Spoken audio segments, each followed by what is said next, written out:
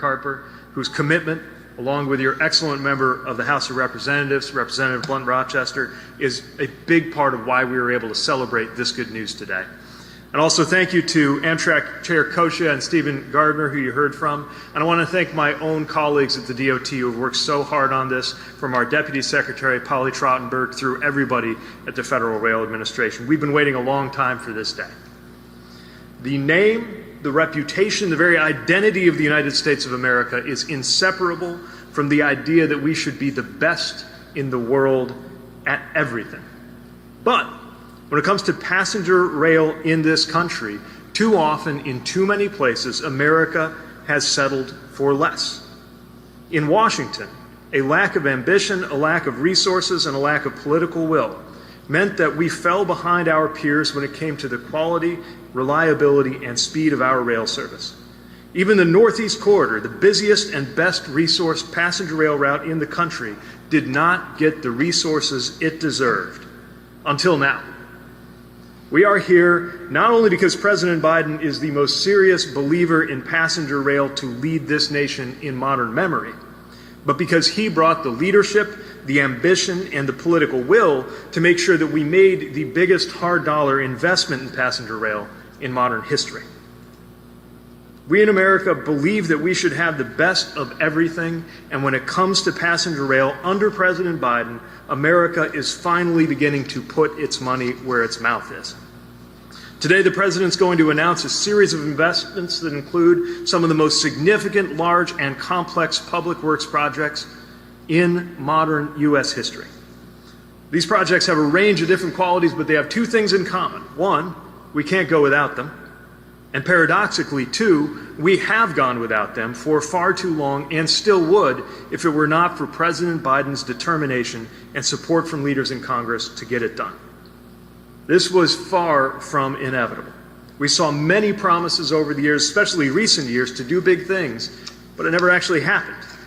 And when we launched the push just under 3 years ago to deliver the bipartisan infrastructure law, its political obituary was written countless times, almost all the way up until President Biden actually signed it in November of 2021.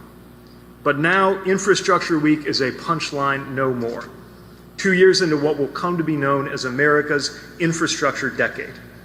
Just in the last 2 years, we've broken ground on the new Portal North Bridge, which is coming along beautifully. We announced the restoration of passenger rail service between Alabama, Louisiana, and Mississippi for the first time since Hurricane Katrina in 2005.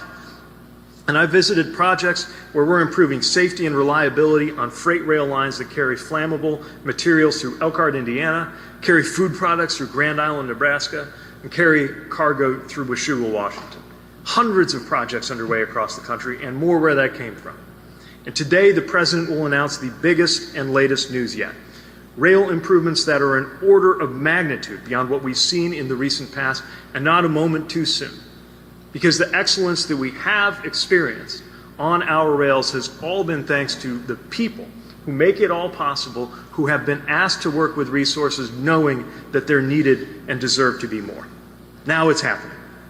And I want to stress why the investments that we're making in one region today are important to all of America. This is the busiest passenger rail corridor in America whose operation affects the entire U.S. economy. By shortening travel times, improving reliability, and simply by making urgently needed fixes to century-old assets before it's too late, we're not just benefiting the millions of riders who count on this corridor, we're benefiting an entire country whose economy would suffer if the Northeast Corridor weren't here for the U.S. economy. And soon we're bringing even more good news to passenger rail lines across the country. These improvements are part of the President's infrastructure vision, improving roads, bridges, ports, airports, and more across America, as well as internet access, clean water, and next-generation investments like chips manufacturing and clean energy growth. Taken together, I believe this is such a big deal that it will come to rival the New Deal in its proportions, and might even come to be known as the big deal of the early 21st century. For passengers, for commuters, for workers, for all of us, this is, as I think the President would agree, a big, phenomenal deal that will pay dividends for generations to come. And there is so much more ahead of us. Thanks for everything you're doing, and congratulations to the Northeast Corridor.